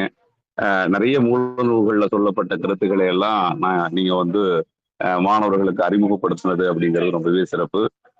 அனைத்து ஜோதிஷ் பூர்ணாக்களுக்கும் பயனுள்ளதாக இருக்கும் அப்படின்னு நம்புறேன். நிறைய ஆய்வுக்கு எடுத்து இந்த குறிப்பிட்ட பலன்களை எல்லாம் வைத்துக் கொண்டு அடுத்தடுத்த நிலைகளில் பயன்படுத்திக்கணும் அப்படிங்கிறதையும் தெரிவிச்சுக்கிறேன். துத்தியப்பன் ஐயா அவர்களுக்கு வாழ்த்துக்கள், பாராட்டுக்கள். தொடர்ந்து அடுத்தடுத்த நிலைகளில் நாம் பாடங்களை கவனிப்போம். நாளைய தினத்தில் நாம் அடுத்த ஜோதிட கருத்தரங்கில் சந்திக்கும் வரை தங்களிடமிருந்து விடைபெற்றுக் கொள்கிறோம். நன்றி, வணக்கம். ரொம்ப நன்றிங்கய்யா. ரொம்ப நன்றி. என்னுடைய கருத்துக்கள் கேட்ட அனைவருக்கும் மிக்க மகிழ்ச்சி. ரொம்ப நன்றிங்கய்யா. இந்த வாய்ப்பு கொடுத்த சிறியரை ஜோடி வித்தியாலயத்துக்கும், என்னுடைய குருநாதர் திரு புன்சரவன் ஐயா அவர்களுக்கும் மனமார நன்றிங்க ஐயா. மிக்க மகிழ்ச்சி. நன்றி. வாழ்த்துக்கள், பாராட்டுக்கள்.